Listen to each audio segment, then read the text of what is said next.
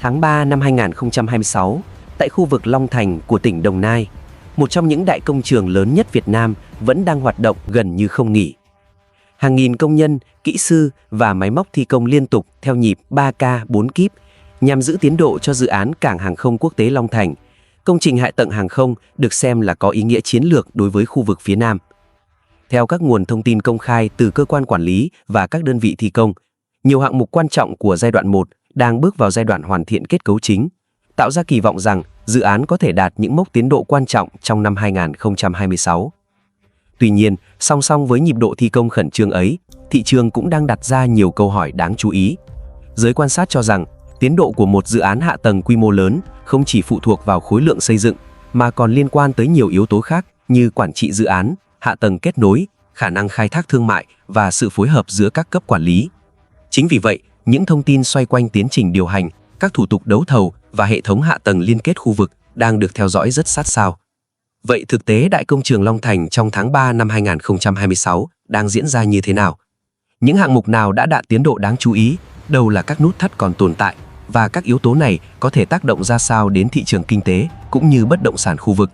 Chúng ta hãy cùng phân tích dựa trên các dữ liệu công khai mới nhất. Nếu bạn thấy nội dung hữu ích, hãy nhấn thích,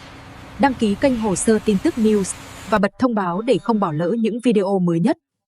Phần 1. Nhịp đập công trường Long Thành tháng 3 năm 2026. Trong tháng 3 năm 2026, đại công trường Cảng hàng không quốc tế Long Thành tại tỉnh Đồng Nai vẫn duy trì nhịp độ thi công rất cao. Theo các thông tin được công bố từ các cơ quan quản lý và chủ đầu tư dự án, nhiều hạng mục quan trọng của giai đoạn 1 đang bước vào giai đoạn hoàn thiện kết cấu chính, trong khi một số hạng mục kỹ thuật bắt đầu chuyển sang giai đoạn lắp đặt hệ thống. Với tổng mức đầu tư giai đoạn 1 khoảng 109.000 tỷ đồng, dự án được xem là một trong những công trình hạ tầng lớn nhất Việt Nam hiện nay. Tại khu vực trung tâm công trường, nhà ga hành khách, hạng mục có quy mô lớn nhất của dự án, đang thu hút sự chú ý đặc biệt của giới quan sát. Theo các báo cáo tiến độ được công bố trước đó, phần kết cấu chính của nhà ga đã được triển khai với tốc độ khá nhanh trong năm 2025. Bước sang năm 2026, nhiều khu vực bắt đầu chuyển sang các công đoạn hoàn thiện, lắp đặt hệ thống cơ điện, thiết bị vận hành và các hạng mục kỹ thuật phụ trợ. Nhà ga được thiết kế với hình tượng hoa sen, dự kiến có công suất phục vụ hàng chục triệu hành khách mỗi năm trong giai đoạn đầu khi đi vào khai thác. Song song với nhà ga hành khách, tháp kiểm soát không lưu cũng là một hạng mục nổi bật. Công trình này có chiều cao hơn 100 m và đóng vai trò trung tâm điều phối hoạt động bay của sân bay trong tương lai.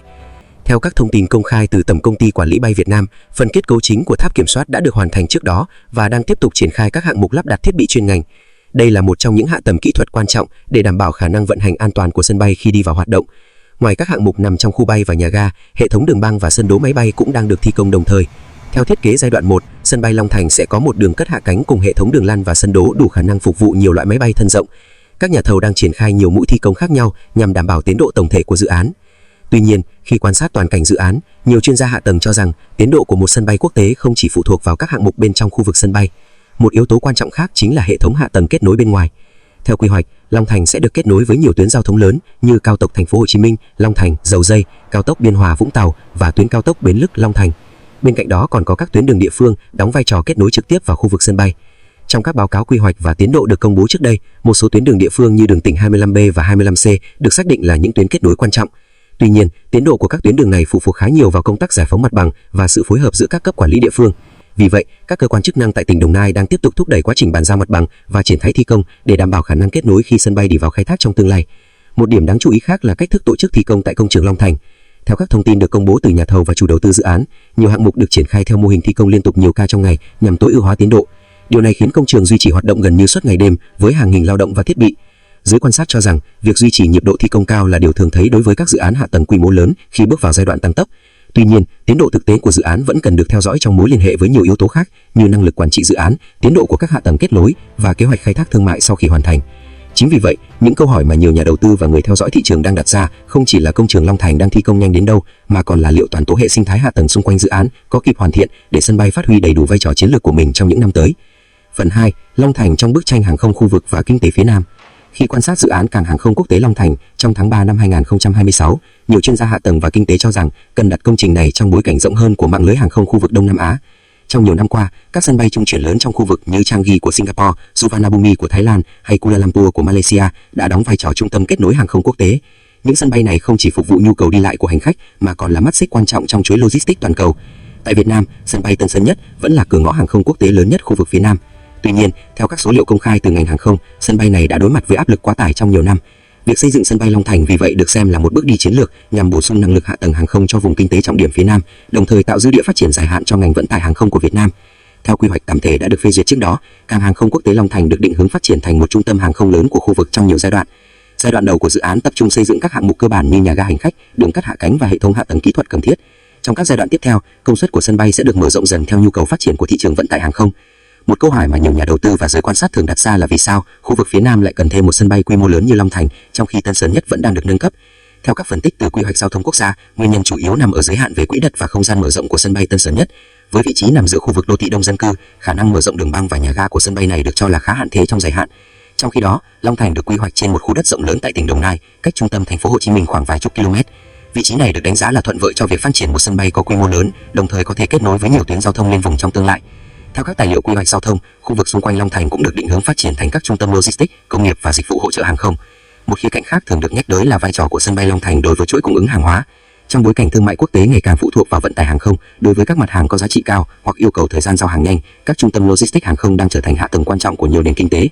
Theo một số báo cáo của ngành logistics, khu vực phía Nam Việt Nam hiện tập trung nhiều khu công nghiệp lớn, đặc biệt trong các lĩnh vực điện tử, dệt may và chế biến xuất khẩu. Chính vì vậy, việc hình thành một sân bay quốc tế có quy mô lớn hơn được kỳ vọng sẽ hỗ trợ tốt hơn cho hoạt động vận chuyển hàng hóa bằng đường hàng không. Tuy nhiên, nhiều chuyên gia cũng nhấn mạnh rằng hiệu quả của một sân bay không chỉ phụ thuộc vào quy mô hạ tầng mà còn liên quan tới khả năng kết nối với hệ thống giao thông đường bộ, đường sắt và các trung tâm logistics xung quanh.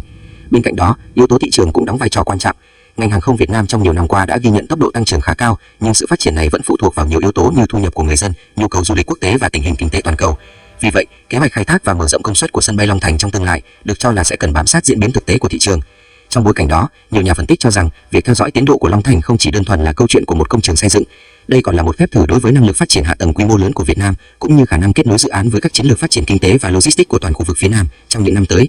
Phần 3, tác động đến thị trường đầu tư và bất động sản khu vực. Bên cạnh câu chuyện hạ tầng và ngành hàng không, dự án cảng hàng không quốc tế Long Thành còn được nhiều nhà đầu tư quan tâm về những tác động có thể lan tỏa tới thị trường kinh tế và bất động sản khu vực. Trong nhiều năm qua, các dự án hạ tầng quy mô lớn thường tạo ra những thay đổi đáng kể về dòng vốn đầu tư, đặc biệt tại các khu vực nằm gần tuyến giao thông chiến lược. Tại tỉnh Đồng Nai, khu vực Long Thành từ lâu đã được quy hoạch là một trung tâm phát triển mới của vùng kinh tế trọng điểm phía Nam. Khi dự án sân bay được triển khai, nhiều khu vực lân cận bắt đầu thu hút sự quan tâm của nhà đầu tư bất động sản, đặc biệt là các địa bàn nằm gần trục kết nối giao thông chính. Theo các báo cáo thị trường bất động sản công bố trong những năm gần đây, lượng tìm kiếm đất nền và nhà ở tại huyện Long Thành từng tăng mạnh trong giai đoạn khi thông tin về dự án sân bay được công bố và triển khai.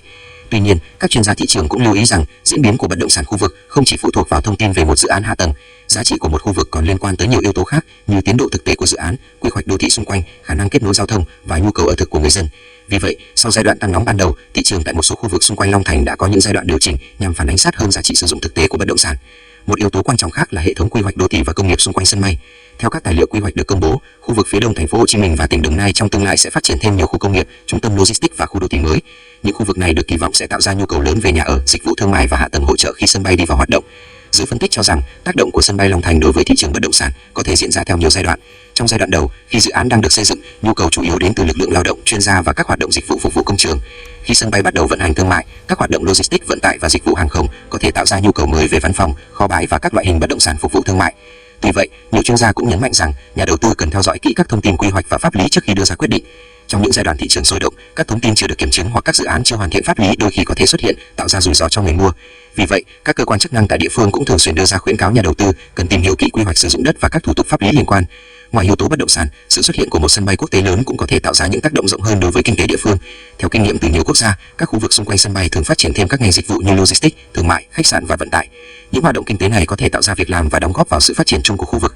Tuy nhiên, các chuyên gia kinh tế cũng cho rằng những lợi ích này thường xuất hiện theo lộ trình dài hạn, gắn với quá trình vận hành ổn định của sân bay và sự phát triển đồng bộ của hạ tầng xung quanh. Vì vậy, tác động kinh tế của sân bay Long Thành cần được nhìn nhận trong một khung thời gian dài hơn, thay vì chỉ dựa vào các biến động ngắn hạn của thị trường bất động sản.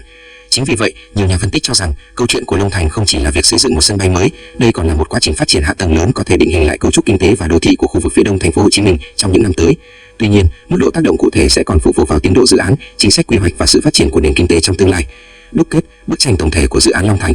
Nhìn tổng thể trong tháng 3 năm 2026, đại dự án cảng hàng không quốc tế Long Thành đang bước vào giai đoạn mà nhiều người theo dõi sát sao. Sau nhiều năm chuẩn bị và triển khai xây dựng, nhiều hạng mục quan trọng của giai đoạn đầu đã dần hình thành, tạo ra những thay đổi rõ rệt trên khu vực đại công trường tại tỉnh Đồng Nai. Theo các thông tin được công bố từ các cơ quan quản lý và chủ đầu tư dự án, tiến độ của dự án đang được duy trì với cường độ thi công cao nhằm đảm bảo các mốc kế hoạch đã đề ra. Tuy nhiên, như nhiều chuyên gia hạ tầng đã từng nhận định, một sân bay quốc tế quy mô lớn không chỉ là câu chuyện của riêng các hạng mục xây dựng bên trong khu vực công trường. Hiệu quả thực sự của dự án còn phụ thuộc vào nhiều yếu tố khác như hạ tầng giao thông kết nối, quy hoạch đô thị xung quanh, hệ thống logistics và nhu cầu thực tế của thị trường hàng không trong tương lai. Vì vậy, việc đánh giá tác động của Long Thành cần được đặt trong một bức tranh kinh tế và hạ tầng rộng hơn của khu vực phía Nam. Từ góc nhìn đầu tư, sự xuất hiện của một dự án hạ tầng quy mô lớn thường mang đến nhiều kỳ vọng đối với thị trường bất động sản và các hoạt động kinh tế xung quanh. Tuy nhiên, nhiều chuyên gia thị trường cũng cho rằng nhà đầu tư cần tiếp cận các thông tin một cách thận trọng, dựa trên dữ liệu quy hoạch và pháp lý chính thức thay vì các thông tin chưa được kiểm chứng. Thực tế tại nhiều khu vực cho thấy, giá trị của bất động sản thường chỉ phát triển bền vững khi hạ tầng và các hoạt động kinh tế đi kèm được hình thành đầy đủ. Trong bối cảnh đó, câu chuyện của Long Thành có thể được nhìn nhận như một phép thử quan trọng đối với năng lực phát triển hạ tầng quy mô lớn của Việt Nam.